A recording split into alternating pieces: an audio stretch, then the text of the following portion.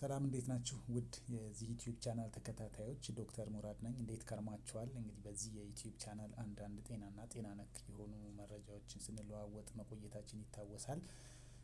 ግን በመሀል ለተወሰነ ጊዜ ያው ጠፍተን ነበረ ማለት ነው። ለዚህም ይቅርታ የምንጠይቅ ይሆናል ማለት ነው። እንግዲህ ከዚህ በኋላ በተቻለ መጠን ተከታታይ ቪዲዮዎችን ለመስራት የምንሞክር ይሆናል ማለት ነው። እንደምታስታውሱት እንግዲህ የመጨረሻ ቪዲዮ ሰርተን የቆምነው ሸቶ ላይ ወይም ደግሞ አርኤች አይሶ ኢሚናይዜሽን ማለት ምን ማለት እንደሆነና ቀጣይ ደግሞ የሕክምና አማራጮችን እንዲሁም እንዴት መከላከል ይቻላል በሚለው ዙሪያ እንወያያለን ብለን ቀጠሮ ይዘን ነበረ የተለያየ ነው ማለት ነው። እንግዲህ ዛሬ ደግሞ እስቲ አርኤች አይሶ ኢሚናይዜሽን ወይም ደግሞ ሾተ ላይ ምንድነው የሚለውን ባጭሩ ከቃኘን በኋላ ቀጥታ ወደ መከላከያ መንገዶቹ እና እንዴት መታከም ይቻላል ስለሚለው በአጭሩ የምንነጋገር ይሆናል ማለት ነው። እንግዲህ እንደምታስታውሱት ሾተ ላይ ማለት ይህ ክስተት ብዙ ጊዜ አንዲት እናት ከመጀመሪያ እርግዝናዋ በኋላ በተደጋጋሚ የሚከሰት የጽንስ መቋረጥ ወይም ደግሞ ከተወለደ በኋላ መጥፋትም ሊሆን ይችላል ማለት ነው። ይህ ደግሞ ከእናቲቱና ከልጁ የደም አይነት ካለመጣጣም ወይም ካለመመጣጠን የተነሳ የሚከሰት ችግር ነው ማለት ነው። ምክንያቶቹ ምንድን ናቸው ብለን ስናስብ እንደሚታወቀው የሰው ደም በአራት መደብ ይከፈላል። ኤ፣ ቢ፣ ኤ ቢ እና ኦ ተብለው ይከፈላሉ። እነዚህ ደግሞ እያንዳንዳቸው ሁለት አይነት መደብ አላቸው ማለት ነው። ይህም አርኤች ፖዘቲቭ እና አርኤች ኔጌቲቭ ይባላል ማለት ነው።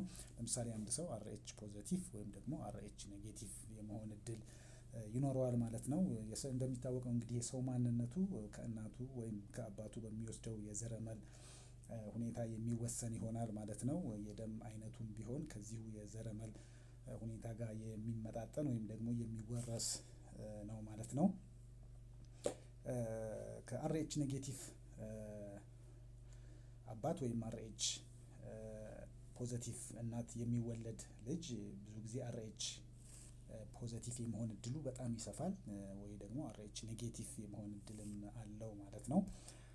ሾተ ላይ የሚከሰተው አንዲት እናት የደም አይነቷ አርኤች ኔጌቲቭ ሆኖ ከዚህ በፊት አርኤች ፖዘቲቭ የሆነ ደም ወደ ሰውነቷ ገብቶ ወይም ደግሞ በልግስና መልኩ አግኝታም ሊሆን ይችላል ማለት ነው። ወይም ደግሞ አርኤች ፖዘቲቭ የሆነ የትዳር አጋር ኑሯት በዛን ታይም ልጅ በምታረግዝ ጊዜ የልጁ የደም አርኤች ፖዘቲቭ የሆነው ማለት ነው በሆነ አጋጣሚ ወደ እናቲቱ ከገባ በኋላ የሚከሰት ችግር ነው ማለት ነው።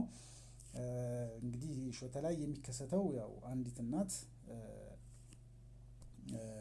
ደሟ ውስጥ አርኤች ፖዘቲቭ የሆነውን ደም የሚያጠፋ የደም ሕዋሶችን ንጥረ ነገር በምታመርት ጊዜ የሚፈጠር ነው ማለት ነው። ይህ ንጥረ ነገር ደግሞ አንዴ ከተፈጠረ በደሟ ውስጥ እስከ ሕይወት ፍጻሜዋ ጊዜ የሚቆይ በመሆኑ ይህ ሾተ ላይ ወይም አርኤች አይሶ ኢሚናይዜሽን የሚለው ችግር የሚከሰት ይሆናል ማለት ነው። በመሆኑም አርኤች ኔጌቲቭ የሆነች እናት በማህፀኗ ውስጥ የያዘችው ጽንስ የደም አይነቱ አርኤች ፖዘቲቭ ከሆነ የተመረተው ንጥረ ነገር ጽንሱን እንደ ባዕድ ነገር ስለሚቆጥረው ያው በተደጋጋሚ የሚያጠቃው ይሆናል ማለት ነው። ስለዚህ ተደጋግማ አርኤች ፖዘቲቭ የሆነ ጽንስ የምትይዝ ከሆነ ተደጋጋሚ የሆነ ህልፈት ወይም ደግሞ ሞት ያጋጥመዋል ጽንሱ ማለት ነው። የደም አይነቱ አርኤች ኔጌቲቭ ከሆነ ግን ምንም ሳያጋጥመው በጤና ይወለዳል ማለት ነው። ይህ እንዲሆን ግን የትዳር አጋሯ የደም አይነት አርኤች ኔጌቲቭ መሆን ይኖርበታል ማለት ነው። የህፃኑን ደም አርኤች ኔጌቲቭ ለመሆን ማለት ነው። ሌላው ምንድነው? የህክምና አማራጩን ስናይ ህክምናው እንግዲህ በዋናነት የደም አይነቷ አርኤች ኔጌቲቭ የሆነች እናት የህክምናዋ ወይም ደግሞ ክትትሏ የግድ በሆስፒታል መሆን አለበት ማለት ነው። በጤና ባለሙያ እርዳታ እና ክትትል ነው መውለድ ያለባት ማለት ነው። ሁለተኛው ደግሞ በደሟ ውስጥ ያለው ንጥረ ነገር መጠኑ መለካትና የጽንሱን የጉዳት መጠን በየጊዜው በመከታተል ብዙ ሳይጎዳ በጊዜ እንዲወለድ ማድረግም አንዱ አማራጭ ነው ማለት ነው። ሌላው እንዴት እንከላከላለን ስንል ማንኛውም እናት ከማርገዟ ወይም ማንኛውንም አይነት ደም ከመውሰዷ በፊት ደም አይነቷ መታወቅ አለበት ወይም ደግሞ የምትወስደው የደም አይነትም መታወቅ አለበት ማለት ነው። የትዳር አጋሯም የደም አይነት መታወቅ እንዲሁ ግድ ይላል ማለት ነው። እርግዝናው አርኤች ፖዘቲቭ ከሆነ አጋሯ የተፈጠረ ከሆነ ደግሞ በሚደረግለት ምርመራ ወይም ደግሞ ኢንዳይሬክት ኩምብስ ቴስት የሚባል ምርመራ ይደረግላታል ማለት ነው። ንጥረ ነገሩ መመረት አለመመረቱ ከታወቀ በኋላ ያኔ ከተረጋገጠ በኋላ ይህ ንጥረ ነገር ወይም ደግሞ የባዕድ ነገሮችን የሚያጠፋው ንጥረ ነገር እንዳይመረት መድኃኒቱ አንታይዲ ይባላል ማለት ነው። 7ኛ ወሯ ላይ እንዲሰጣት ይደረጋል ማለት ነው። ይህም መድኃኒት ከወለደችም በኋላ የልጁ የደም አይነት ታይቶ አርኤች ፖዘቲቭ ከሆነ በድጋሚ ከወለደች በኋላ በ72 ሰዓታት ውስጥ ይሰጣታል ማለት ነው። እርግዝናው ከማህፀን ውጭ ቢሆንም ወይ ደግሞ በውርጃ የተጠናቀቀ እርግዝና ቢሆንም መከላከያ መድኃኒቱን መውሰዷ ግዴታ ይሆናል ማለት ነው።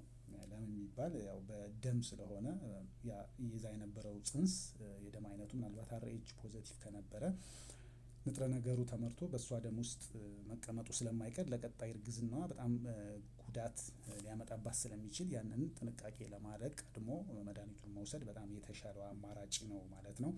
እንግዲህ ለዛሬ አጠር ያለ ቪዲዮአችን ይህንን ይመስላል። የተከበራችሁ ተከታታዮቻችን እንግዲህ ላይክ፣ ሰብስክራይብ እና ሼር በማድረግ ለብዙ ሰው እንዲደርስ ማድረግ ትችላላችሁ ማለት ነው።